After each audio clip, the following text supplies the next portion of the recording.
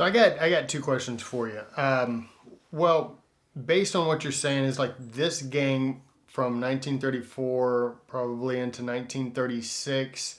They pretty much had control of the town. The timing's off. They really started upwards of a decade earlier, Okay. you know, and definitely by the late 1920s, they're getting away with murder. And it's but it all ends at the beginning of 1935. That's when the All Red Rangers show up uh, as in January of 1935, and they're not in control anymore after that. Okay. So if they have control of the town, why is it that they were extorting black sharecroppers and extorting them and robbing them? One, and also, why was it, or how did the Jim Crow laws of that time keep those families, the black families, from being able to seek justice? Well, in a nutshell, that's how they built their power in the beginning. They didn't go right to um, um, taking advantage, or committing criminal acts, especially the brazen criminal acts against whites in the beginning. And the interesting thing is I didn't even know that for about the first 10 years of my research, because in the collective memory of the white community, that's not what they discussed.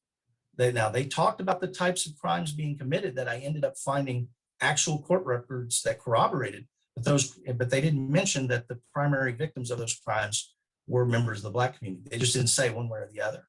Um, the focus was on the violence that did happen between whites, and that whites were the victim of, and that's kind of and understandably why that would stick in the memory, because with the exception of a handful of people, most of the people that I talked to even early on were young children at the time that this was going on.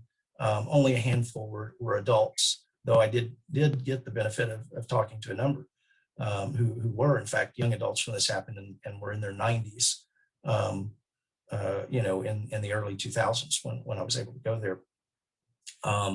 But it's not until I found the actual court records that I learned that, yeah, the primary victims of the bulk of this crime were in fact African Americans. And the issue is that at this time under Jim Crow, African Americans typically were not allowed access to the courts for redress of crimes committed by whites.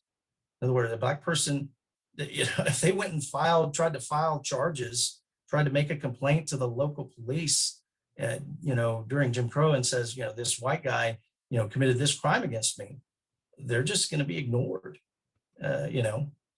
That's just, that was the way it was in communities across the country, and many, and so they simply didn't have access, and so that's why this is so monumental. I mean, I remember the chief historian of the Texas State Historical Association, Walter Banger, is a Jim Crow era scholar, and has done a lot of work on the KKK and that sort of thing. And he passed by. We were at a TSHA event, and I was describing this work, my research to a colleague, and he passed by as I was telling this other colleague that, I have multiple full case files, including transcripts of all the testimony where white juries convicted white men solely on the testimony of black victims and witnesses. And furthermore, those black victims and witnesses testified that it was the All Red Texas Rangers who brought them their day in court. Well, he walked by as I was saying that, and he whipped around. He about got whiplash. It looked like he's like, what? Tell me that again. And he's like, do you have a publisher? I already did at that point.